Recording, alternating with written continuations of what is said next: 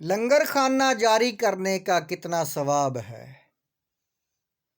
جو انسان کھانا کھلاتے ہیں لوگوں کو، جو انسان لنگر کھلاتے ہیں لوگوں کو، ایسے لوگوں کو کتنا بڑا اجر ملتا ہے، یہ آپ سنیں گے۔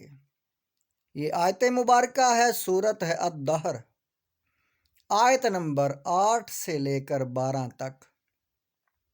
وَيُطْعِمُونَ الطَّعَامَ عَلَىٰ حُبِّهِ مِسْكِينًا وَيَتِيمًا وَأَسِيرًا إِنَّمَا نُطْعِمُكُمْ لِوَجْهِ اللَّهِ لَا نُرِيدُ مِنْكُمْ جَزَاءً وَلَا شُكُورًا إِنَّا نَخَافُ مِنْ رَبِّنَا يَوْمًا عَبُوسًا قَمْطَرِيرًا فَوَقَاهُمُ اللَّهُ شَرَّ ذَلِكَ الْيَوْمِ وَلَقَّاهُمْ نَضْرَةً وَسُرُورًا وَجَزَاهُمْ بِمَا صَبَرُوا جَنَّةً وَحَرِيرًا۔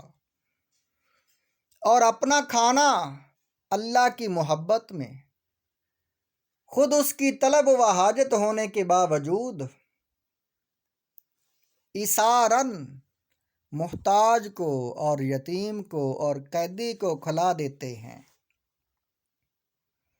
جو لوگ راشن تقسیم کرتے ہیں، جو لوگ کھانا یتیموں کو، محتاجوں کو، غریبوں کو کھانا تقسیم کرتے ہیں اور کہتے ہیں کہ ہم تو محض اللہ کی رضا کے لیے تمہیں کھلا رہے ہیں، نہ تم سے کسی بدلہ کے خواستگار ہیں اور نہ شکر گزاری کے خواہشمند ہیں۔ ہمیں تو اپنے رب سے اس دن کا خوف رہتا ہے جو چہروں کو نہایت سیاہ اور بدنما کر دینے والا ہے، یعنی قیامت کا دن۔